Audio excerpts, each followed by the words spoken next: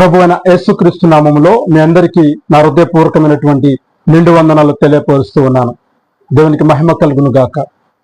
ఈ యొక్క పరిశుద్ధ పునరుద్ధాన ఆరాధన దినమందు దేవుడు మనతో మాట్లాడను ఉద్దేశించి ఆయన మరి ఈ దినము ఒక గొప్ప వర్తమానమునైతే మనకు అనుగ్రహించున్నాడు. ఆ వర్తమానమును ధ్యానించుకొనిచుండగా దేవుడు ప్రతి ఒక్కరితో ఈ దినము మాట్లాడును గాక.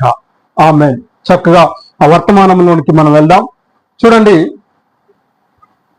దేవుణ్ణి ఆశ్రయిస్తే ప్రతి బంధకము నుండి విడిపింపబడతారు. హల్లెలూయా.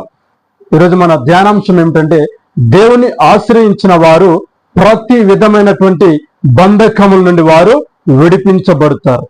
హల్లెలూయా, హల్లెలూయా. ఎందుకంటే ఆయన నమ్మిన వారికి ఏ విధమైనటువంటి మరి ఆటంకములు కానీ, ఏ విధమైనటువంటి మరి అనారోగ్యములు కానీ, ఏ విధమైనటువంటి శ్రమలు కానీ ఉండవు. అదే ఒకవేళ అటువంటి ఏమైనా ఉన్నా మనం ఆయన్ని విశ్వసిస్తే, ఆయన్ని నమ్మితే ఇగో ఇటువంటి ప్రతి విధమైన బంధకాల నుంచి ఆయన మనల్ని విడిపిస్తాడు. దేవునికి మహిమ కలుగును గాక. చక్కగా లేఖనాన్ని చదువుకుందాం. కీర్తనల పుస్తకము 34వ అధ్యాయము 10వ వచనం. అందులో రాయబడి ఉంది, సింహపు పిల్లలు లేమి గలవై ఆకలి గొనును, యెహోవాను ఆశ్రయించు వారికి ఏ మేలు కొదువై ఉండదు. దేవునికి మహిమ కలుగును గాక. చూడండి, దావీదు కీర్తనకారుడు రాశాడు, సింహపు పిల్లలైన ఆకలి కొంటాయేమో. మరి సింహము అడవికి రాజు. సింహము వేటాడితే చిక్కనదంటూ ఏది ఉండదు. అది వేటాడితే పెద్ద పెద్ద జంతువులను కూడా మరి సింహము వేటాడుతుంది. వాటి పిల్లలకు సమృద్ధిగా ఆహారాన్ని పెడుతుంది. ఇక్కడ దావీదు కీర్తనకారుడు మరి కీర్తనల పుస్తకంలో రాశాడు, ఒకవేళ సింహపు పిల్లలైనా మరి వాటికి ఆహారం లేక అవి ఆకలి కొంటాయేమో గాని దేవుణ్ణి నమ్ముకున్న వారికి ఏ మేలు కొదువై ఉండదు అని లేఖనంలో స్పష్టంగా దావీదు కీర్తనకారుడు తెలియపరుస్తూ ఉన్నాడు. దేవునికి మహిమ కలుగును గాక. ఆయన నమ్ముకున్న వారికి, ఆయనను ఆశ్రయించే వారికంట ఏ మేలు కొదువై ఉండదంట. హల్లెలూయా. నిజముగా మనము దేవుని ఆశ్రయించగలిగితే నీకు గాని నాకు గాని ఏ విధమైనటువంటి మరి కొదువ ఉండదు. హల్లెలూయా. దేవుని ఆశ్రయించగలిగితే, నిజముగా దేవుని ఆరాధించగలిగితే, నిజముగా మనము ఆయన సన్నిధానమునకు మనం చేరగలిగితే మన కుటుంబంలో ఏ విధమైనటువంటి కొదువ, ఏ విధమైనటువంటి ఇబ్బంది మన జీవితాలలో అది ఉండదు. దేవునికి మహిమ కలుగును గాక. చూడండి ప్రియులారా, మరి చాలా మంది చాలా కుటుంబాలలో మనం చూస్తూ ఉంటాం సమాధానం లేకపోవడము. చాలా కుటుంబాలలో చూస్తూ ఉంటాం శ్రమలతో.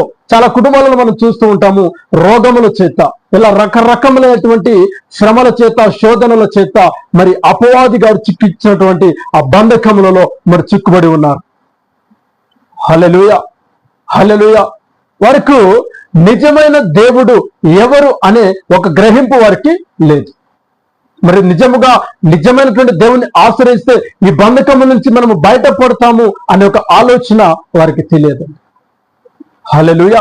మరి దేవుని లేఖనాలు సెలవిస్తున్నాయి కదా, ఆయన్ని ఆశ్రయించే వారికి ఏ మేలు కూడా కొదువై ఉండదు అని.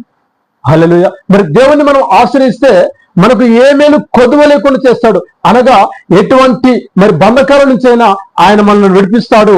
ఎటువంటి శ్రమలున్నా ఆయన మనల్ని విడిపిస్తాడు. ఎటువంటి శోధనలున్నా కూడా ఖచ్చితముగా ఆయన మనలను విడిపిస్తాడు. దేవునికి మహిమ కలుగును గాక. హల్లెలూయా. దేవునికి మహిమ కలుగును గాక.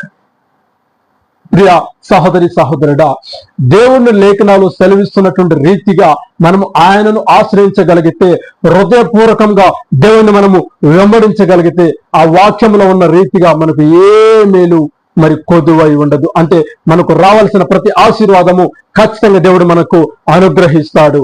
దేవునికి మహిమ కలుగును గాక. హల్లెలూయా, హల్లెలూయా, హల్లెలూయా.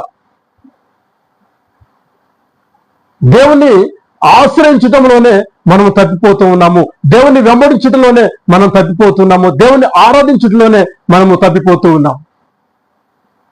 హల్లెలూయా. దేవుడు ఏదైతే సెలవిస్తున్నాడో, నన్ను ఆశ్రయించిన వారికి ఏ మేలు కొదువై ఉండదు అని, కానీ మనం ఆయనను ఆశ్రయించడానికి సంకోచిస్తూ ఉంటాం. ఆయన ఆశ్రయించడానికి అంటే ఆయనతో సహవాసము చేయటానికి మనము మరి ఆ ఆలోచన చేస్తూ ఉంటాం. దేవునితో సహవాసం చేయడానికి మనకు సమయం దొరకట్లేదండి ఈ రోజుల్లో. హల్లెలూయా. ఆయనతో సహవాసం చేసిన అది మనకు మేలు. ఆయనతో సహవాసం చేసిన మనకు మేలును సమాధానమును కలుగుతాయి. లేఖనాలు సెలవిస్తూ ఉన్నాయండి. ఆయనతో సహవాసం చేస్తే మనకు సమాధానము కలుగుతుందంట. అలాగున మనకు మేలు కలుగుతూ ఉంది. యోబు గారు అంటారండి ఈ మాట, ఆయనతో సహవాసం చేసినలా మనకు సమాధానమును అలాగున మనకు మేలు కలుగును అని యోబు భక్తుడు అంటాడండి. మరి ఆయన ఎలా ఉన్నాడంటే, ఆయన ఎటువంటి పరిస్థితుల్లో ఈ మాట అంటున్నాడండి? ఒకసారి ఆలోచన చేయండి. యోబు గారు మరి ఎంతో ఆశీర్వదించబడినటువంటి వ్యక్తి, మరి దేవుని ద్వారా సాక్ష్యము పొందినటువంటి వ్యక్తి యోబు గారండి. దేవుడే యోబు గురించి సాక్ష్యం ఇచ్చాడు. హల్లెలూయా, హల్లెలూయా. అంత గొప్ప జీవితాన్ని జీవించినటువంటి యోబు మరి అపవాదిగాడు మరి ఏర్పరిచినటువంటి శ్రమలలో అపవాదిగాడు దేవునితో ఒక పర్మిషన్ తీసుకొని వచ్చి యోబుకు కలిగించినటువంటి శ్రమలు అంత ఇంత కాదండి, సమస్తమును కూడా ఆయన కోల్పోయాడు. ఆయన అన్నాడు, యెహోవాయే ఇచ్చాడు, యెహోవాయే తీసుకుపోయాడు, ఆయన నామమునకు మహిమ కలుగును గాక. దేవుడే ఇచ్చాడు, దేవుడే తీసుకుపోయాడు, దేవుని నామానికి మహిమ కలుగును గాక అని ఆయన మరి చాలా సింపుల్ గా ఈ మాట అన్నాడండి. దేవునికి మహిమ కలుగును గాక. ఆయన ఎటువంటి పరిస్థితులను ఎదుర్కొన్నాడు, ఎటువంటి బంధకంలో ఆయన పడి ఉన్నాడు. అపవాది మొత్తం సమస్తమును బంధించాడు, ఆయన ఆశీర్వాదాన్ని బంధించాడు. ఆయనకున్నటువంటి మరి బంధువులను కానీ కుమారులను కానీ సమస్తమును ఆయన అపవాదిగా నిర్మూలన చేస్తాడు. ఆయనకున్న ఆశలన్నింటినీ నిర్మూలన చేస్తాడు. ఒక బంధకములో మరి యోబును బంధించి ఒక భయంకరమైనటువంటి రోగమును ఆయనకు కలగ చేశాడు. అటువంటి పరిస్థితులలో యోబు అంటాడు, నా దేవుడు, నా విమోచకుడు సజీవుడు అంటాడు. హల్లెలూయా. ఇంకా ఆయన ఏమంటున్నాడు తెలుసా? నా దేవునితో సహవాసం చేసిన ఎడలా మనకు సమాధానమును అలాగున మనకు మేలు కలుగును అని అంటూ ఉన్నాడు. ఎంత గొప్ప మాట అండి. హల్లెలూయా, హల్లెలూయా. ఇగో అటువంటి శ్రమలలో మనం ఉన్నప్పుడు మనం ఇలాగున మాట్లాడగలమా? అటువంటి శ్రమలలో మనం ఉన్నప్పుడు ఇలాగున మనం చేయగలమా? దేవుడు ఇచ్చాడు, దేవుడే తీసుకుపోయాడని మనం అనగలమా? నా విమోచకుడు సజీవుడని మనం చెప్పగలమా? హల్లెలూయా. శ్రమలలో మనం దేవునితో సహవాసం చేయగలమా? దేవునితో సహవాసం చేస్తుంటండి మనకు సమాధానం కలుగుతుందంట. మన శ్రమలలో మనము దేవునితో సహవాసం చేసిన వారముగా ఉంటే మనకు సమాధానము కలుగుతుంది. హల్లెలూయా. అలాగే మనకు మేలు కలుగుతుంది. కానీ మన శ్రమలలో మనము దేవునితో సహవాసం చేసిన వారముగా కాక దుఃఖములో పడిపోయిన వారముగానే, దుఃఖములో మునిగిపోయిన వారముగానే మనం ఉంటాం. హల్లెలూయా, హల్లెలూయా. ఆయనతో సహవాసం చేస్తే మనకున్న ప్రతి బంధకం నుంచి ఆయన విడిపిస్తాడు. ప్రతి బంధకం నుంచి ఆయన మనల్ని విడిపిస్తాడు. ఎప్పుడో తెలుసా? మనం ఆయనతో సహవాసం చేసినప్పుడు, ఆయన ఆశ్రయించినప్పుడు. ఆ లేఖనాలు సెలవిస్తున్నాయండి, ఆయన ఆశ్రయించే వారికి ఏ మేలు కూడా కొదువై ఉండదు అని. మనం ఆయన ఆశ్రయించడానికి సంకోచిస్తూ ఉంటాం. ఆయన దరి చేరడానికి, ఆయన సన్నిధానంలో చేరడానికి, మన శ్రమలలో, మన బాధలలో, మన రోదలలో, మన రోగములలో ఆయనకు మొరపెట్టడానికి మనం సంకోచిస్తూ ఉంటాం. అనే శ్రమ కలగగానే దేవుణ్ణి మర్చిపోతాము. ఇగో ఆ భయంతోనే మనము ముందుకెళ్తూ ఉంటాం. హల్లెలూయా. కానీ దేవుని లేఖనాలు సెలవిస్తున్నాయి ఏంటంటే, ఆయనకును దేవుని ఆశ్రయించిన వారికి ఏ మేలు కూడా కొదువై ఉండదు అని. హల్లెలూయా. చూడండి, కొన్ని మాటలు చదువుకుందాం. మత్తయి సువార్త 21వ అధ్యాయములో 1 నుండి 3 వచనాలు మనం చదువుకున్నట్లయితే, యెరూషలేమునకు సమీపించి ఒలీవ చెట్ల కొండ దగ్గర ఉన్న బెత్లెహేముకు వచ్చినప్పుడు యేసు తన శిష్యులలో 2 చూచి, మీ ఎదుటనున్న గ్రామమునకు వెళ్ళుడి. వెళ్ళగానే కట్టబడి ఉన్న ఒక గాడిదయు దానితోనున్న ఒక గాడిద పిల్లయు మీకు కనబడును. వాటిని విప్పి నా యొద్దకు తీసుకొని రండి. ఎవడైనను మీతో ఏమైనను అనిన ఎడల అవి ప్రభువునకు కావలసి ఉన్నవని చెప్పవలను. వెంటనే అతడు వాటిని తోలిపెట్టిందని చెప్పి వారిని పంపెను. దేవునికి మహిమ కలుగును గాక.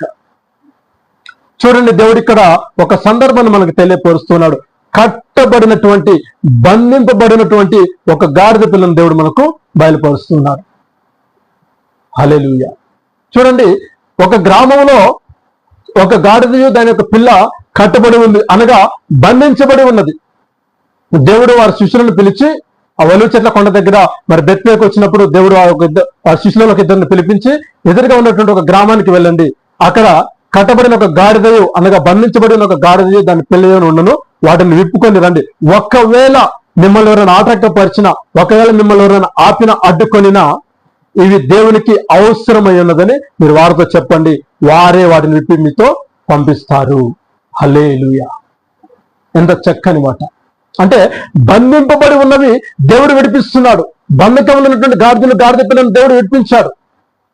ఒకవేళ వాటికి ఎవరైనా ఆటంకం కలగజేస్తే, విడిపించడం ఆటంకం కలగజేస్తానంట, ఇవి దేవునికి అవసరమై ఉన్నదని చెప్పిన వెంటనే మరలా వారు వాటిని వదిలేస్తారంట.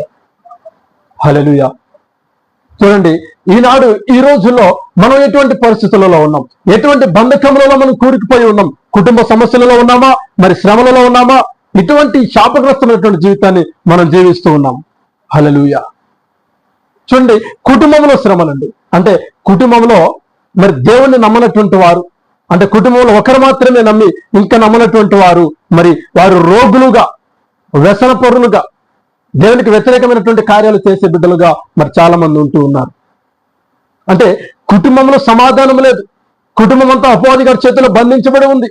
త్రావుడికి బానిసైపోయి, ఈ లోకానుసారమైన జీవితానికి బానిసైపోయి, రోగముల చేత మరి పట్టుబడి ఒక భయంకరమైనటువంటి బంధకములలో, అంధకారమైనటువంటి చీకటి బంధకాలలో చాలా కుటుంబాలు ఈనాడు ఉంటూ ఉన్నాయి. ప్రియులారా, ఒకసారి జ్ఞాపకం చేసుకోండి, అటువంటి కుటుంబములు ఎవరైనా ఉన్నారా? ఇదిగో దేవుని ఆశ్రయించండి, ఆయన ఆశ్రయించిన వారికి ఏ మేలు కొదువై ఉండదు అని దేవుని లేఖనాలు స్పష్టంగా తెలియపరుస్తూ ఉన్నాయి. హల్లెలూయా. రోగములతోనూ, శ్రమలతోనూ, బాధలతోనూ కుటుంబంలో సమాధానం లేక ఉన్నారా?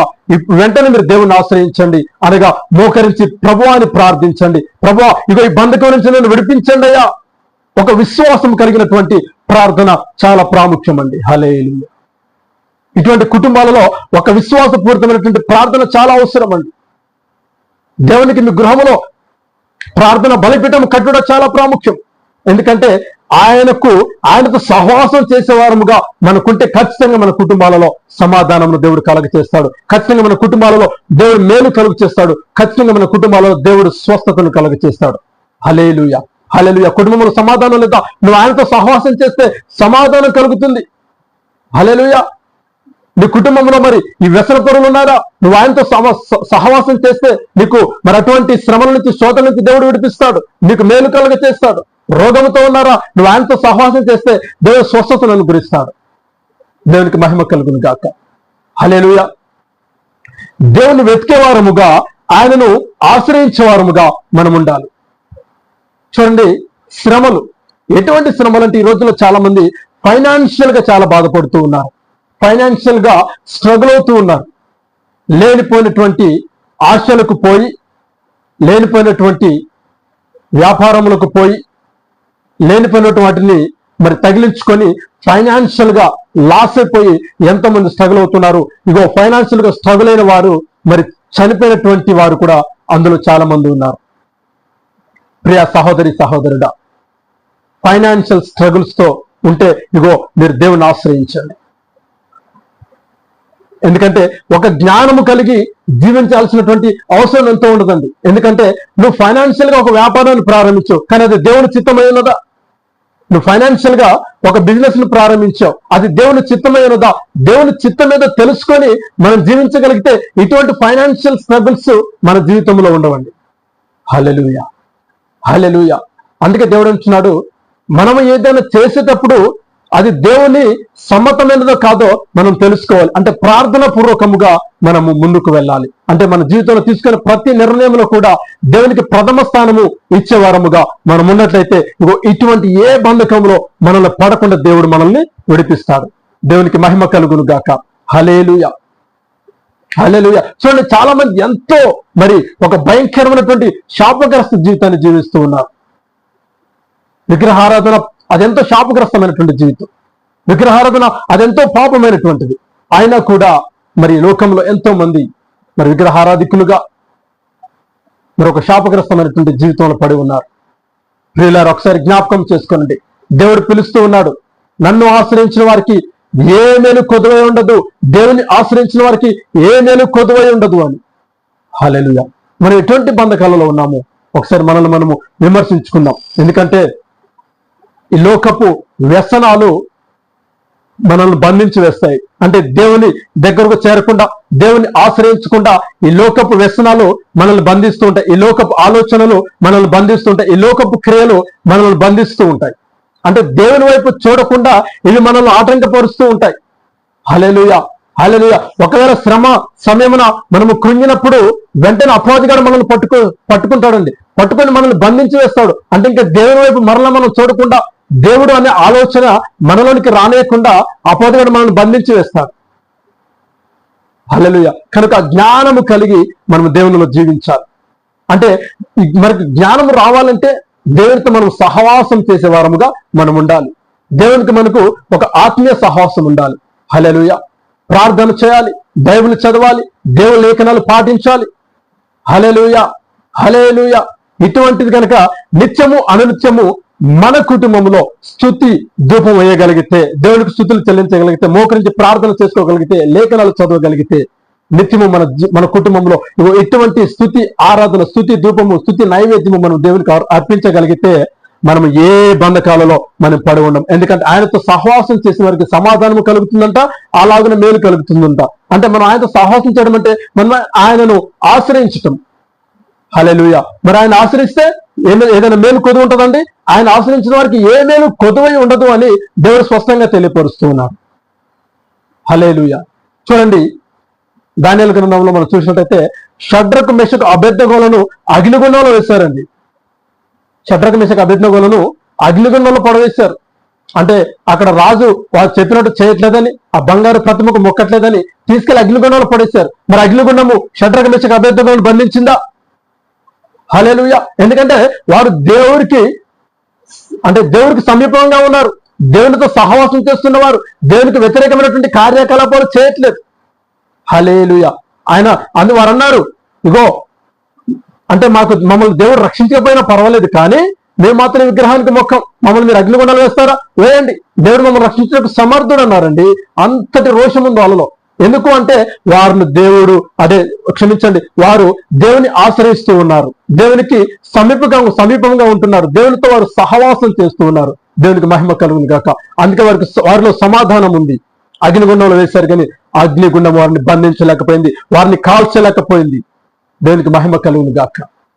దేవునికి మహిమ కలుగును గాక. చూడండి, దానియేలు గారిని తీసుకెళ్లి సింహాల బోన్లో వేశారండి.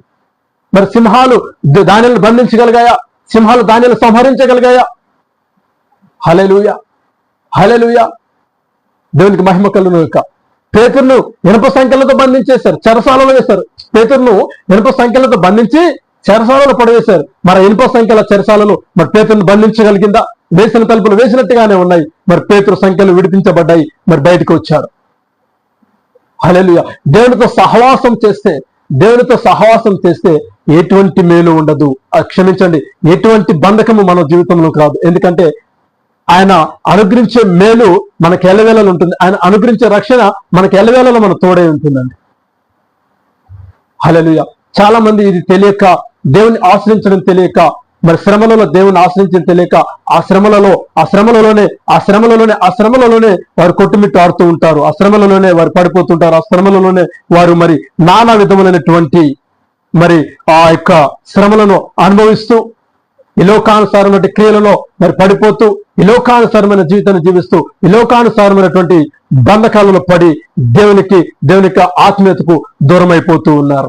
దేవునితో సహవాసం వారు చేయలేకపోతూ ఉన్నారు. దేవునికి మహిమ కలుగును గాక. అంటే ఒక జ్ఞానము కలిగినటువంటి మాటలను వారు వినలేకపోతూ ఉన్నారు. హల్లెలూయా. ఆనాడు గాడిద పిల్ల బంధింపబడి ఉంది. అది దేవుడు అన్నాడు, నాకు అవసరం అన్నాడు. అది నాకు అవసరం అన్నాడు. మరి విడిపింపబడిన గాడిద ఏం చేసింది? హల్లెలూయా. దేవుణ్ణి తన పైన ఎక్కించుకొని ఆ ఊరంతా కూడా దేవుని తిప్పింది. హల్లెలూయా, హల్లెలూయా. జనంలోకి దేవుణ్ణి పరిచయం చేసింది. ఆ విడిపింపబడినటువంటి గాడిద దేవుని తన వీపు పైన ఎక్కించుకొని ప్రజలకు దేవుని పరిచయం చేస్తూ వెళ్ళింది. దేవునికి మహిమ కలుగును గాక. ఎంతో ధన్యమైనటువంటి జీవితం. మరి ఈ రోజుల్లో మనము దేవుని ఆ రీతిగా ఆశ్రయించగలుగుతున్నామా? మన బంధకాల నుంచి మరి దేవుడు మనల్ని విడిపించాలంటే మనం దేవునితో సహవాసం చేయగలుగుతున్నామా? మన శ్రమలో చూసి కృంగిపోతున్నామా? మన శ్రమలలో మరి పడి అలాగే మునుగుతూ ఉన్నామా? ఏ రీతిగా మనం జీవిస్తున్నాం? మన ఆత్మీయ జీవితం ఎలా ఉంటుంది? ఒకసారి ఆలోచన చేద్దాం. ప్రియ సహోదరి సహోదరుడా, మనకున్నటువంటి బంధకాల నుంచి మనం విడిపించబడాలంటే మనము దేవుణ్ణి ఆశ్రయించిన వారముగా ఉండాలి. అది ఏ శ్రమైనా అండి, ఏ బంధకమైనా, ఏ శ్రమైనా, ఏ ఇబ్బంది అయినా, ఏ ఇరుకైనా, ఏ రోగమైనా, నువ్వు దేవుణ్ణి ఆశ్రయించగలిగితే ఖచ్చితంగా దేవుడిని జీవితంలో కార్యాలు చేస్తాడు. ఇది సత్యం. ఆమేన్. నువ్వు దేవుని ఆశ్రయించగలిగితే, దేవునితో సహవాసం చేయగలిగితే నీకు ఏ మేలు కూడా కొదువై ఉండదు. ఆమేన్. ఏ మేలు నీకు కొదువై ఉండదు. హల్లెలూయా. అయితే దేవుని ఆశ్రయించుట అది మనకెంతో ప్రాముఖ్యం. మన జీవితంలో ప్రథమ స్థానం దేవునికి ఇవ్వట అది మనకెంతో ప్రాముఖ్యం. హల్లెలూయా. మన జీవితంలో మొదటి ప్రాధాన్యత దేవునికి ఇవ్వాలి. హల్లెలూయా. ఆ రీతిగా మనము దేవుని కొనియాడాలి. ఆ రీతిగా దేవుని మనం స్తుతించే వారముగా ఉండాలి. దేవునికి మహిమ కలుగును గాక. ఆనాడు మరి ఎవరినైతే దేవుని నమ్మినటువంటి వ్యక్తులు మరి ఏ రీతిగా అయితే మరి వారు బంధించాలని వారిని దేవుడు చూశాడో, ఆనాడు యోబును మరి అపవాది గారు బంధించాలి అంటే దేవుని దగ్గర పర్మిషన్ తీసుకొని యోబును బంధించాలని చూస్తాడు. అసలు యోబు లేకుండా చేయాలని చూస్తాడు. కానీ యోబు యొక్క విశ్వాసము ఆ బంధకాల నుంచి విడిపింపజేసింది. హల్లెలూయా. దేవుని యొక్క విశ్వాసము ఆ బంధకాల నుంచి విడిపింపజేసింది. రెట్టింపైనటువంటి ఆశీర్వాదాన్ని మరలా యోబు పొందుకున్నట్లుగా మనం చూస్తూ ఉన్నాం. అంటే యోబు దేవుని ఆశ్రయించినట్లుగా ఉన్నాడు. ఆయన కలిగినటువంటి శ్రమలలో దేవుని దూషించలేదు. హల్లెలూయా. ఆనాడు మరి షడ్రక మేషక అబేద్నెగోలు కూడా అగ్నిగుండంలో వేస్తారో బాబు మొక్కండ్రా అన్న కూడా వారు దేవుణ్ణి ఆశ్రయించే వారిగా ఉన్నారు. కానీ దేవునికి వ్యతిరేకమైనటువంటి కార్యాలు చేయలేదు. అలా ఉన్నారు కాబట్టి ఆ అగ్నిగుండము కూడా షడ్రక మేషక అబేద్నెగోలను బంధించలేకపోయింది, కాల్చలేకపోయింది. హల్లెలూయా. దేవునికి మహిమ కలుగును గాక. దానియేలు కూడా శాసనాన్ని మరి వ్యతిరేకించాడని చెప్పేసి దానియేలు సింహాల బోనులో వేశారండి. మరి దానియేలు కూడా సింహాలు ఆ బోను బంధించలేకపోయింది. సింహాలు మరి దానియేలు ముట్టుకోలేకపోయాయి. దేవుడు ఆ సింహాల నోటిని మూయించి వేశాడు. అంటే దేవుని ఆశ్రయిస్తే ఇటువంటి కార్యాలు మన జీవితాల్లో కూడా ఖచ్చితంగా జరిగి తీరుతాయి. శ్రమలకు భయపడకుండా, అంటే శ్రమ వస్తుందని మనం పారిపోకుండా, శ్రమను చూసి వణికిపోకుండా, ప్రభువా నీవు ఉన్నావయ్యా, ఈ శ్రమ నుంచి నన్ను విడిపించు ప్రభువా, నీకు స్తోత్రాలు, ఈ శ్రమ నుంచి నన్ను విడిపించు ప్రభు అని మనం ప్రార్థన చేయగలిగితే, మన శ్రమలలో దేవుణ్ణి చూడగలిగితే, మన బంధకాలలో మనం దేవుణ్ణి చూడగలిగితే, ఆయన మనల్ని విడిపించుటకు సమర్థుడు, శక్తిమంతుడు. దేవుని నామమునకు మహిమ కలుగును గాక. హల్లెలూయా. హల్లెలూయా. ఈ దినము ఈ వీడియోను చూస్తున్న ప్రతి బిడ్డ, నువ్వు ఏ స్థితిలో ఉన్నా, ఎటువంటి పరిస్థితులలో ఉన్నా, ఎటువంటి బంధకములలో ఉన్నా, ఎటువంటి ఫైనాన్షియల్ స్ట్రగుల్స్ లో ఉన్నా, కుటుంబ శ్రమలలో ఉన్నా, శోధనలో ఉన్నా, ఈ లోకానుసారమైన బంధకాలలో ఉన్నా, ఈ లోకానుసారమైనటువంటి శాపగ్రస్తమైన జీవితాన్ని నువ్వు జీవిస్తూ ఉన్నా, ఇప్పుడే నువ్వు దేవుని వైపు తిరుగు. ఇప్పుడే నువ్వు దేవుని ఆశ్రయించు. ఆయన ఆశ్రయించే వారికి ఏ మేలు కొదువై ఉండదు అని దేవుని లేఖనాలు స్పష్టంగా తెలియపరుస్తూ ఉండగా, నువ్వు దేవుని ఆశ్రయించే బిడ్డగా నువ్వు ఉన్నట్లయితే ఖచ్చితంగా దేవుడు నీ జీవితంలో కార్యాలు, మేలులు తప్పక ఆయన జరిగించును గాక. ఆమేన్. నువ్వు నిశ్వాసంతో దేవుని వైపు తిరిగినట్లయితే నీకున్న బంధకం నుంచి ఆయన నిన్ను విడిపించును గాక. విశ్వాసంతో ఆయన చూసినట్లయితే, ఆయనతో సహవాసం చేసినట్లయితే నీకున్న శ్రమల నుంచి, శోధన నుంచి, రోగముల నుంచి, శాపగ్రస్తమైన జీవితం నుంచి, ప్రతి విధమైన బంధకం నుంచి దేవుడు నిన్ను విడిపించును గాక. ఆమేన్. ఆమేన్. ఆమేన్. ప్రార్థన చేసుకుందాం. సర్వోన్నతుడా, సర్వాధికారి, ఈ బంగారు పాదాలకు వందనాలు తెలియపరుస్తున్నాను తండ్రి. అయ్యా, ఈ దినము మీరు మాతో మాట్లాడిన ప్రతి మాటను బట్టి నీకు స్తోత్రం. ఈ విశ్రాంతి దినమున అయ్యా బంధకములో ఉన్న వారిని నాయన విడిపించులాగున, బంధకములో ఉన్న వారికి ఒక కనువిప్పు కలుగునాగున, ఇదిగో నన్ను ఆశ్రయించిన వారికి ఏ మేలు కొదువై ఉండదు అని నీ లేఖనము ద్వారా మాతో మాట్లాడి ఉన్న దేవా నీకు స్తోత్రాలు. అయా, నీతో సహవాసం చేసిన అలా సమాధానం, అలాగున మేలు కలుగుతుందని అయా మీరు మాకు బయలుపరిచారు. అందుని బట్టి నీకు స్తోత్రాలు. ఆయన దినం మీ మాటలు వింటున్న ప్రతి బిడ్డను కూడా మీరు ప్రత్యేకించి జ్ఞాపకం చేసుకోనండి. అయా, శ్రమలలో, బంధకాలలో ఉన్నట్లయితే ప్రతి బిడ్డను విడిపించి వారికి సమాధానము, మేలు కలుగ చేయమని యేసయ్య పరిశుద్ధ నామమున అడిగి ప్రార్థిస్తున్నాను తండ్రి. ఆమేన్. ఆమేన్. ఆమేన్. దేవునికి మహిమ కలుగును గాక. ఈ వాక్యము దేవుడు మీ హృదయాంతరంగంలో స్థిరపరిచి నీరుకట్టి ఫలింపు చేయను గాక. God bless you all.